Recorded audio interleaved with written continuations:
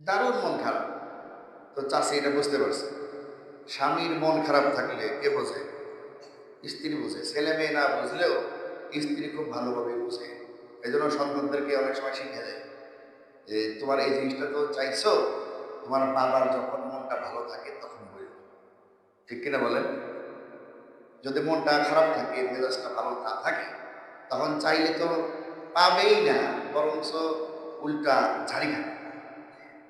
চাষার দারুণভাবে মন খারাপ।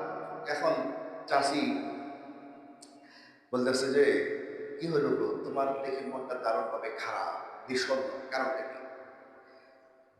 চাষাই কয় আছে, কারণ আছে। বলো, সলিউশন থাকার কথা, যে কোনো সমস্যার সমাধান আছে না নাই? তো বলো দেখি সমাধান আছে। বলে আসলে তোরে আমি ৩৫ বছর আগে বিয়ে করে ঠকছি, যেটা আমি এখন উপলব্ধি করতেছি, এজন্য মন খারাপ। কেন মন খারাপ? ঠকছ কি জন্য? বলে এখন যে ছেলেরা বিয়ে করে, শ্বশুরবাড়ি থেকে ফ্রিজ দেয়, শ্বশুরবাড়ি থেকে ফার্নিচার দেয়, শ্বশুরবাড়ি থেকে হুন্ডা দেয়, আর আমি তোরে বিয়ে করছি আর আমার গায়ে টাকা দিয়ে তোরে তুলে বিয়ে করছি। আমি যদি এখন বিয়ে করতাম, ফ্রিজ পাইতাম, ফার্নিচার পাইতাম, খাট পাইতাম, আর মোবাইলও পাইতাম। মোবাইল দেয় কি দেয় না? শ্বশুরবাড়ির থেকে মোবাইল খুব জরুরি হয়ে গেছে, একটা জামাইকে মোবাইল না দিলে হয় না। চাষি কয় তোমার এই বুড়াকালে ভূতে ধরছে দেখা যায়। বুড়াকালে কি ধরছে? ভূতে ধরছে, বিমরতি ধরছে। কয় ঠিক আছে, তো এটার কি সলিউশন কি? বলে সলিউশন আর কি, ওই ফার্নিচার টিভি তো আমি কিনছি, দরকার নাই, তো যদি পারস একটা মোবাইল এনে দিস। তো চাষি ভাইয়ের বাড়ি গেছে, বাবা তো মারাই গেছে।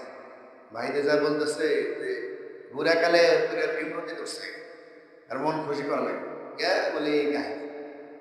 ঠিক আছে, একটা মোবাইল কিনে দিছে, মোবাইলটা নিয়ে এসে দিছে। চাচা এখন মহা খুশি।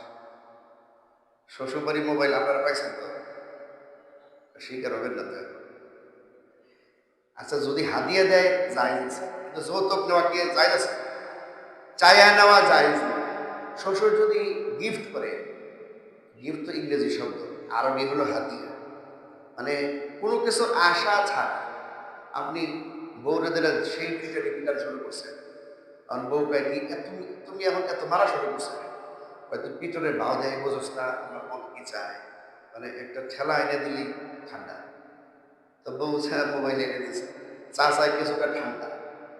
এখন ওই যে মাঝে মাঝে চাচাই মোবাইলে কথা বলে, আর চাচি ওই ভিতর থেকে আরেকজনের কয়, জানো তোমার চাচাই যে মোবাইল দিয়ে কথা বলেছে ওইটা আমার ভাইয়ে দিছে। সকালে একজন কয়, বিকেলে একজন কয়, এরকম খালি পাড়া সুন্দর বলতেছে। মহিলা মানুষের কিন্তু একটা অভ্যাস আছে, বাপের বাড়ি থেকে কিছু দিলে ওই গ্রামের সবাই জেনে বলছে এটা বাপের বাড়ি থেকে আছে। ঠিক কিনা বলে? ওই যে নতুন মুরগি যখন ডিম দেয়, একটা ডিম দেওয়ার পরে এমন কক কক কক কক করে পুরা পাড়ার ঘুম ভেঙে দেয়। আমাদের নারী মা বোনদের কিন্তু এই শখটা আছে, কিছু একটা যদি আনছে বাপের বাড়ি থেকে পুরা এলাকা ছড়ায় দেবে। চাষিও এই কাহিনী ঘটে দিচ্ছে। নাতিরে কয়, জানোস নি তোর দাদা যে কথা কয় ওটা কিন্তু আমার ভাই দিছে। তো নাতি যা কয়, দাদা মোবাইল তো পেয়েছো? পাইছি, তোরে কোন লাগবো? হ্যাঁ জানি, দাদি বাপের বাড়ি থেকে আনছে। বুড়াকালে তুমি যৌতুক দিছো, শরম লাগে না? তো রাস্তাঘাটে পাইলে চাচারে খাপায়, দাদারে খাপায়। তো চাচার মোবাইলটা চোখের উপর রেখে বাইরে গেছে ওজরে চিন্তা করবে। এখন সাইকেল দেখি কি চালায়, কেমনে কি সমাচার, বাটন ছাড়তো না, এটা তো খেলা আছে, কেমনে কেমনে চাপ দিছে।